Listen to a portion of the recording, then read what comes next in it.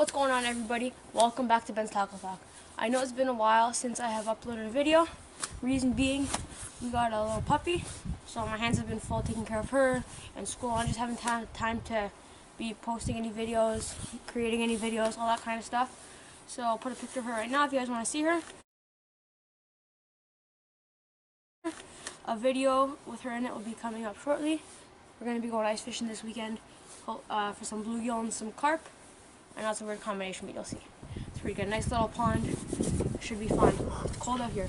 So today, actually, it's not about bluegill, it's not about carp, it's actually about walleye.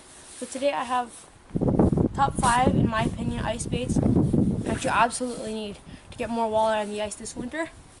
Here we go. So I'm going to be going from number 5 all the way down to my top pick, number 1 for walleye. So number 1, I would say, would be a little tungsten jig. Believe it or not, yes, these guys do catch fish. They do catch walleye. This one here is a little Acme Google Eye tungsten jig. I don't know if you guys can hear this, but has a little rattle in it. And I like that one because when those walleye are just coming up to the bait, you just jig it a little bit, and it's just like a finisher. They hear the little rattle, and they're all over that.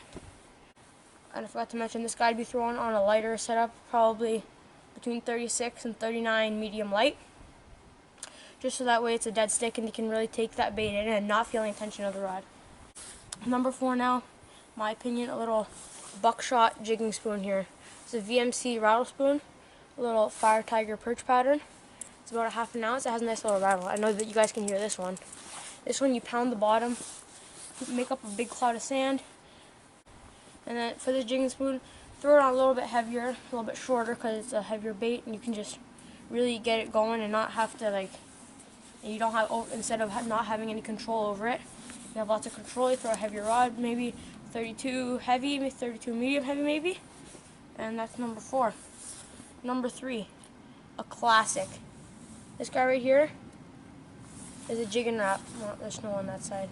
It's not exactly a jig and wrap. This is a Lucky John Nordic and another fire tiger color with a little bead on the bottom here. I like this guy because it's just a classic, obviously. It's nice and heavy though, so it goes straight down to the bottom and it does circles with that little tail fin there. Looks like a nice little wounded bait fish. And instead of just being limited to right under your hole, you have a nice little circle instead of just straight down under your hole that you're covering water.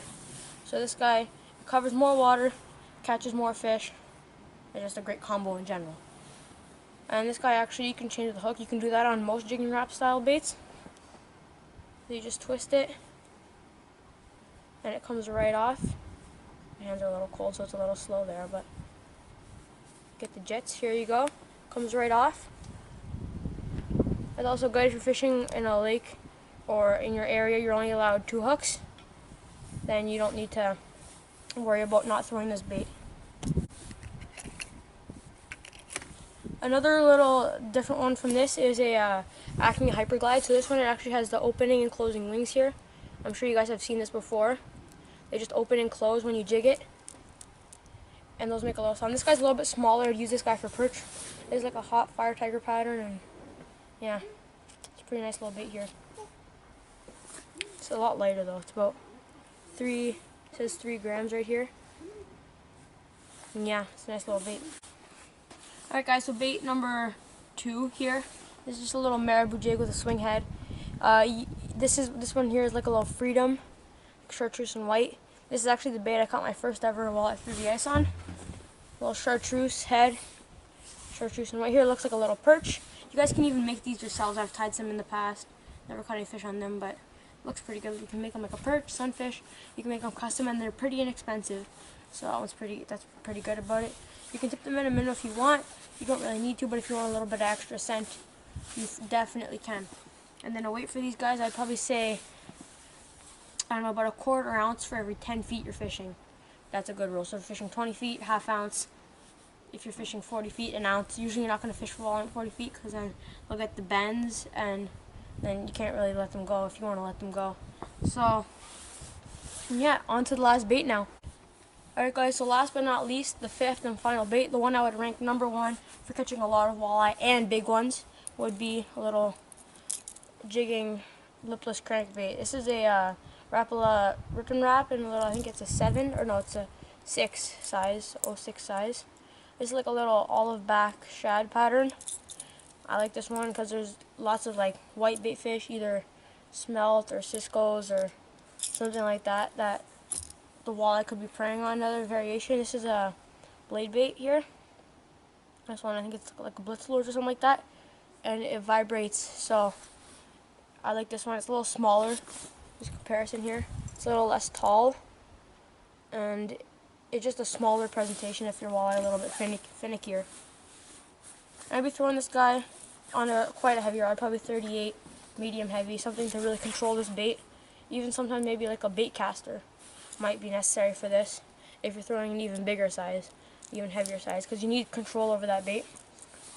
And you're going to want some pretty stiff hooks on this guy too. These guys are some EWGs, and the tip just points in there, so it really keeps them pinned. And walleyes usually with this thing, they'll just slurp it up, and they won't really just nip at the tail because it's a pretty big profile, so they will really swallow that guy and not risk it getting away. Hope you guys enjoyed this video. I hope you guys learned something as well, and hopefully you'll be getting on the water with these baits soon, so I can show you guys how to use them, where to use them, which conditions are best for them, and hopefully you guys catch some fish this season. Happy New Year.